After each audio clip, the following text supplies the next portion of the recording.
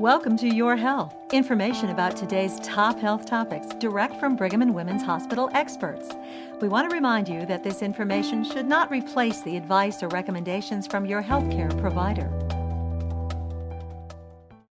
I'm Chris Cannon, one of the physicians and researchers here at Brigham and Women's Hospital in the cardiovascular division.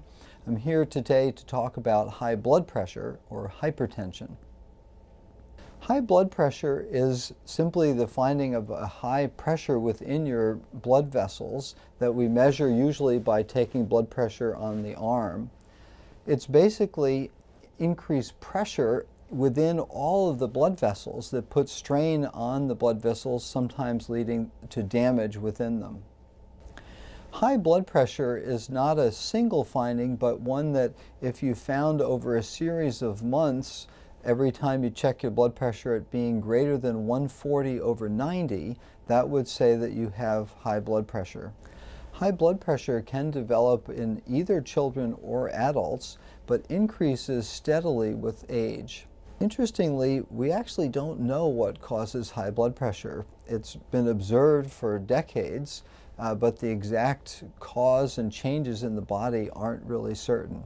There are a few types of secondary causes where increased levels of hormones can be found, and that would be seen in some types of patients that your physician might do added tests for. But generally, it's simply something that happens. We all need to worry about high blood pressure because it can have many consequences. It puts added strain on the heart so that the heart can at first get too thick, but then start to weaken in having too much work for it to do. It also puts strain on blood vessels to the brain, and so is the major risk factor for stroke.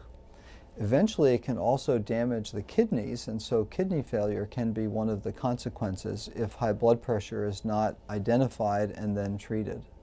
Fortunately, there are many ways to treat high blood pressure, with the focus initially being on lifestyle and dietary changes. Of blood pressure medicines, there are multiple different types, and so it is something that we have lots of good treatment choices to try and get full control of the blood pressure so it gets down to normal. With the multiple problems that can result from high blood pressure and the very good treatments we have, the first key step is to see whether you have high blood pressure. And so certainly it's good to get your blood pressure checked regularly to make sure you can head off any problem before it starts.